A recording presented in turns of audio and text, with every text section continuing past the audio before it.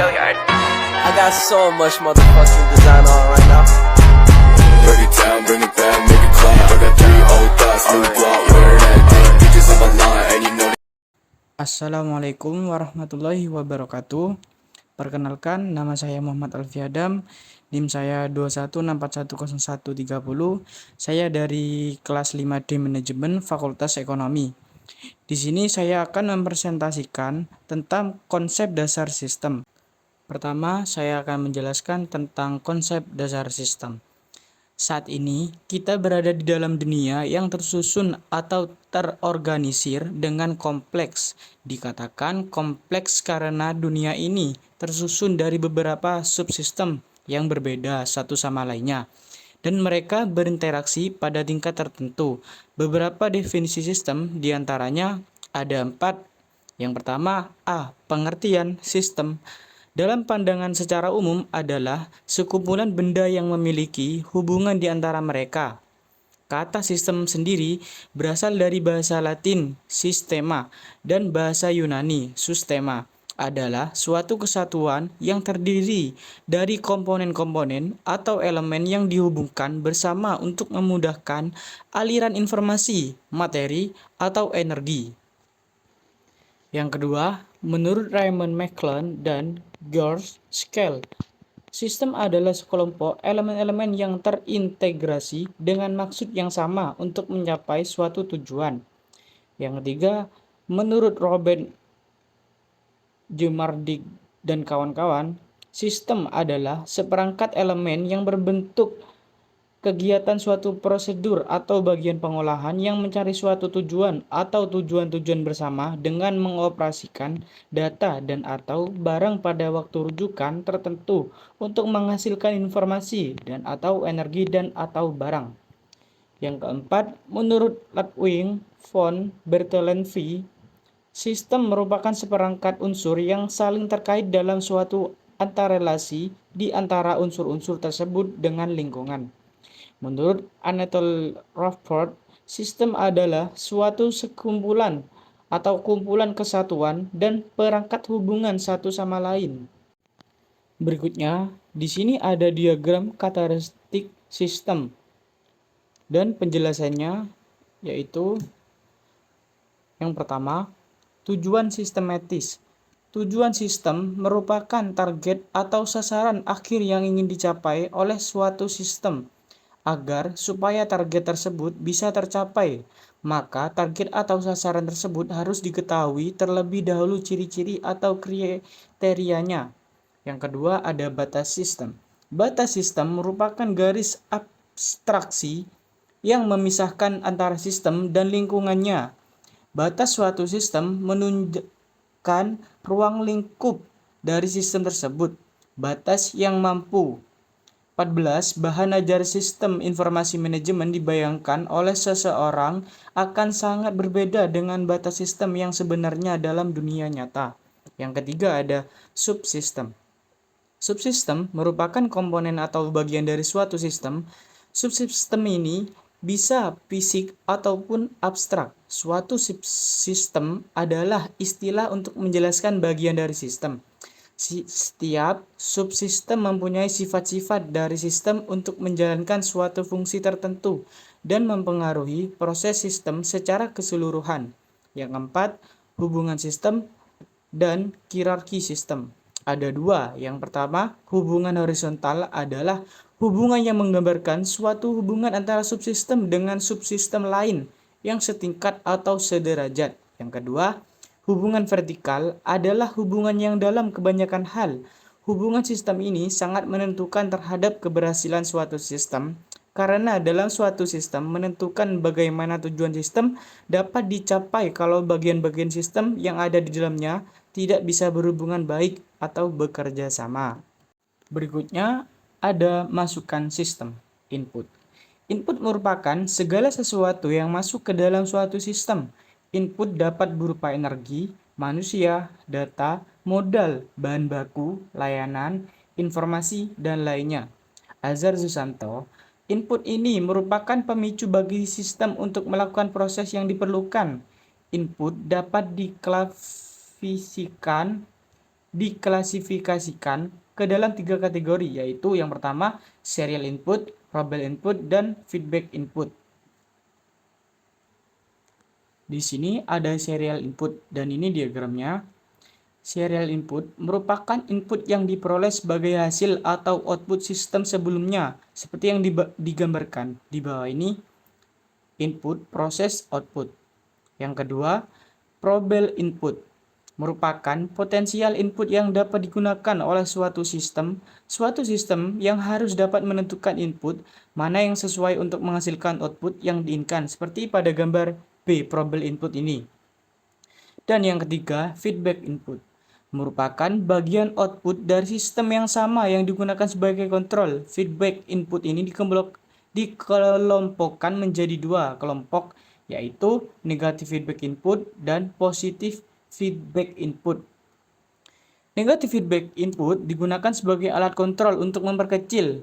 Misalnya, output menunjukkan biaya operasi terlalu besar, maka informasi terlalu besarnya biaya operasi ini akan menjadi input bagi sistem yang sama, sehingga sistem yang sama akan memperkecil biaya operasi tersebut. Atau bisa dikatakan bahwa negative feedback input ini berlangsung sampai terjadi titik keseimbangan di mana antara output yang diharapkan dan realisasi terjadi kesesuaian dengan tingkat penyimpangan yang dapat diterima.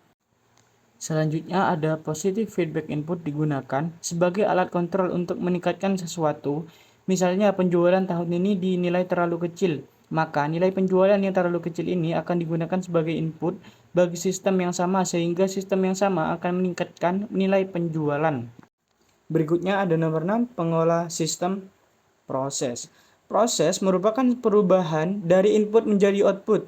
Proses ini mungkin dilakukan oleh mesin, orang, atau komputer.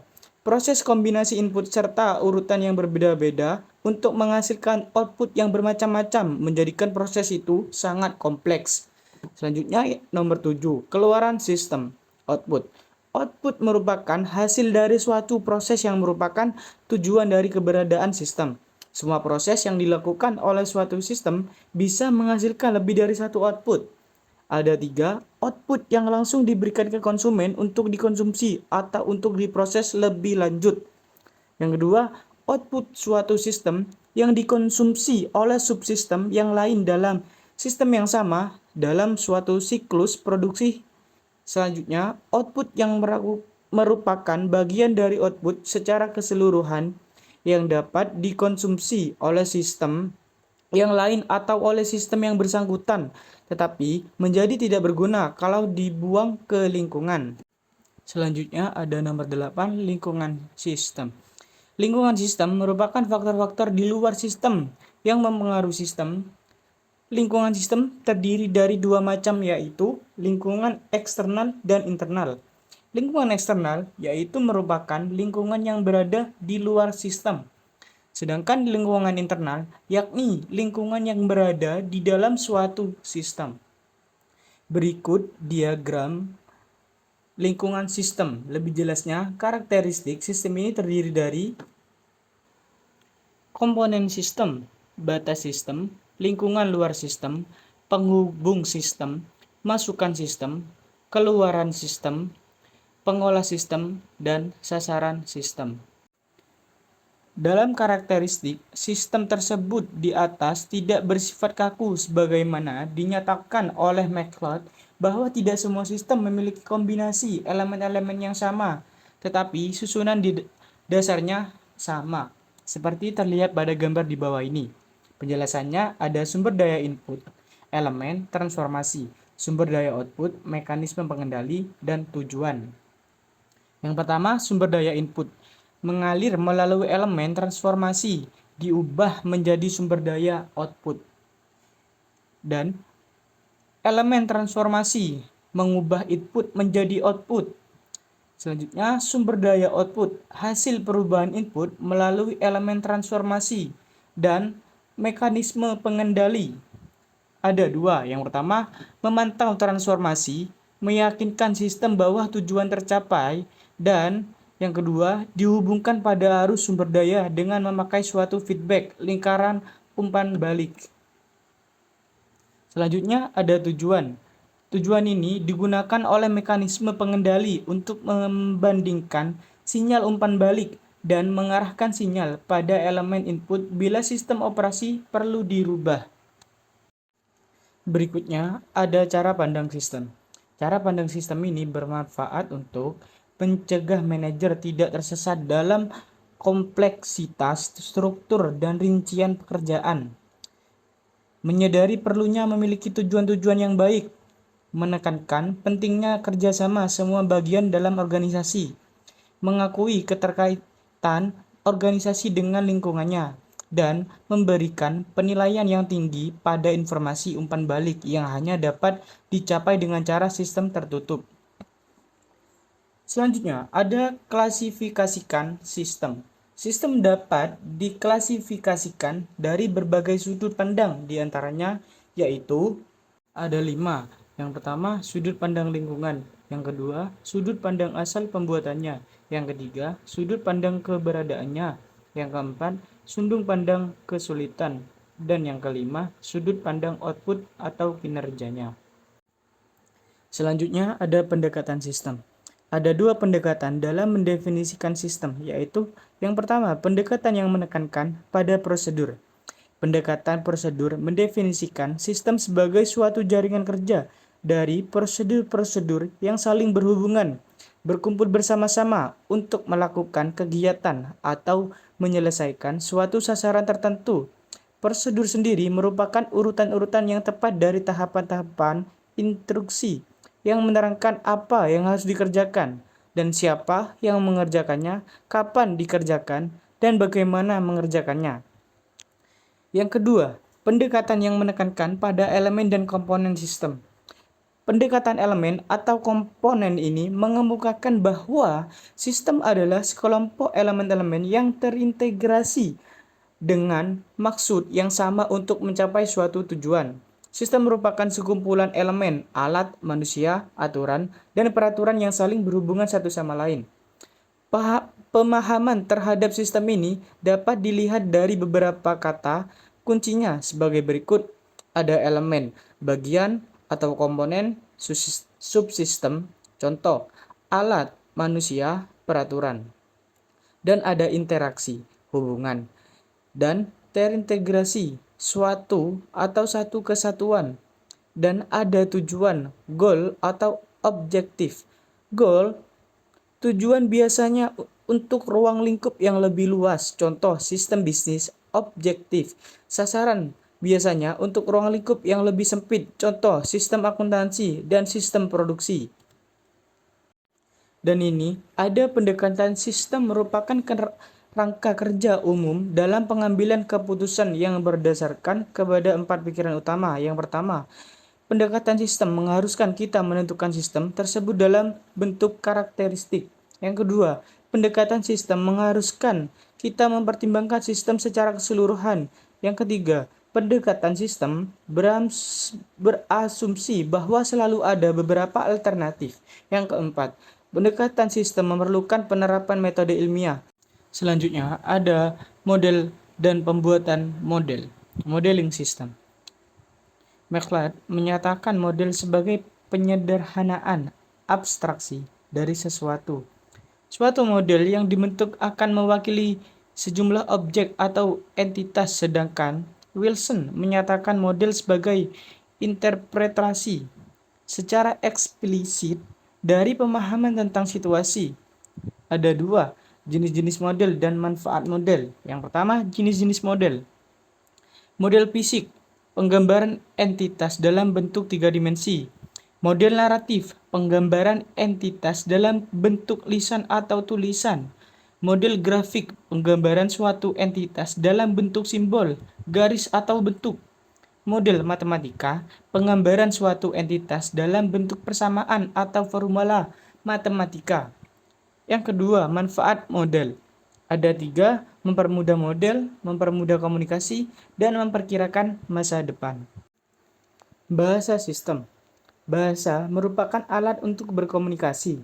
Bahasa ini terbentuk dari simbol-simbol yang disepakati bersama. Bahasa sistem merupakan alat untuk berkomunikasi tentang sistem, Jadi, kalau kita akan membuat suatu model agar model tersebut bisa komunikatif, maka model tersebut harus disampaikan dengan menggunakan simbol-simbol, bahasa, dan aturannya yang diterima secara umum. Selanjutnya ada pendekatan sistem dalam pemecahan masalah. Pendekatan sistem merupakan suatu pendekatan sistematis yang digunakan untuk pemecahan masalah. Masalahnya, penyebab dari suatu persoalan. Kalau gejala, kondisi yang dihasilkan oleh masalah. Tahapan pemecahan masalah dengan pendekatan sistem terdiri atas 1. Memandang perusahaan sebagai suatu sistem. Dan penjelasannya, memandang perusahaan sebagai suatu sistem manajer dalam menyelesaikan masalahnya harus mampu melihat perusahaan sebagai suatu sistem. Hal ini dapat dicapai dengan menggunakan model sistem umum perusahaan. Yang kedua, mengenal sistem lingkungan. Mengenal sistem lingkungan, hal ini adalah pemahaman hubungan perusahaan dengan lingkungannya. Ada 8 elemen lingkungan yang perlu diperhatikan oleh perusahaan. Yang ketiga, mengidentifikasi subsistem perusahaan. Mengidentifikasi subsistem perusahaan yang paling mudah adalah area fungsional yang masing-masing merupakan suatu sistem sendiri. Selanjutnya, baru dapat dilihat tingkatan manajemen sebagai subsistem, artinya memiliki hubungan atasan-bawahan dan dihubungkan dengan informasi maupun arus keputusan konsep dasar sistem. Yang keempat, bergerak dari tingkat sistem ke subsistem, top-down analysis. Bergerak dari tingkat sistem ke subsistem, mengidentifikasi tingkat sistem tempat penyebab persoalan berada. Artinya, sistem dapat berada pada tingkat sehingga manajer dapat menganalisis sistem menurut subsistemnya. Yang kelima, mengevaluasi berbagai alternatif solusi. Hal ini dilakukan dengan menggunakan kriteria evaluasi tertentu untuk mengukur seberapa baik suatu alternatif dapat memecahkan masalahnya. Yang terakhir, ada pengendalian sistem. Pengendalian adalah proses untuk mengukur kinerja sekarang dan membimbingnya pada sasaran yang telah ditetapkan. Dengan kata lain, untuk mencapai efektivitas pencapaian tujuan, ada elemen kunci pengadilan. Yang pertama, tujuan dan standar. Maksud, sasaran ditetapkan terlebih dahulu. Yang kedua, untuk mengukur kinerja. Yang ketiga, untuk membandingkan, mendeteksi sebagai perbedaan. Yang keempat, untuk mengoreksi dan menyesuaikan. Dan yang terakhir, feedback dan feedback loop. Itulah presentasi dari saya yang mempresentasikan konsep dasar sistem. Kurang lebihnya mohon maaf. Assalamualaikum warahmatullahi wabarakatuh.